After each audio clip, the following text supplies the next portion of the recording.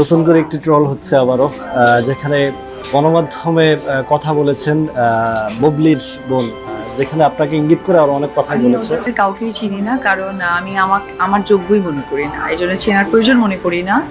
কারণ আমি তো তাকে নিয়ে সময় দিব, ঘাটবো যাকে আমি মনে করবো যে আমার দরকার আছে, তাই না? যাদের একেবারে শিক্ষা দীক্ষা লেসহীন তাদের নিয়ে আমি আর সময় ট্রোল কথা বলতেই চাই না।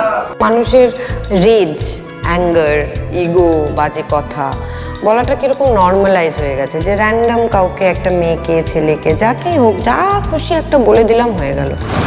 সো এগুলো গায়ে মেখে লাভ নেই, কারণ ওদের কাউকে আমরা চেঞ্জ করতে পারবো না। ওদের হয়তো শিক্ষাটা, ব্রিঙ্গিংটাই তাই।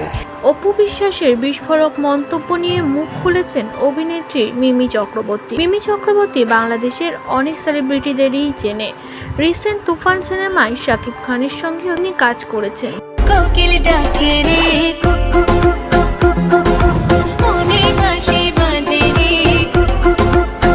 সেই সূত্রে অপু বিশ্বাস কিংবা বুবলি দুজনকেই তিনি ভালোভাবে চিনে গেছেন।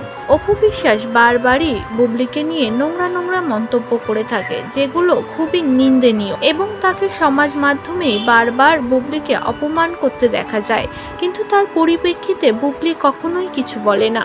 বুবলি ভালোবাসা ছড়াতে চায়। বুবলি এটাই বলে যে যে যেটা বলবে সেটা তার শিক্ষা দীক্ষা। বুবলির কথাগুলোই এবার মিমি চক্রবর্তীর মুখে শোনা গেল। মিমি চক্রবর্তী বলেন, আসলে যাদের শিক্ষা দীক্ষার অভাব তারাই লোককে অপমান করতে 2 মিনিটও ভাবে না। যাদের পেটে শিক্ষা আছে তারা কখনো মানুষকে হাট করে কথা বলবে না।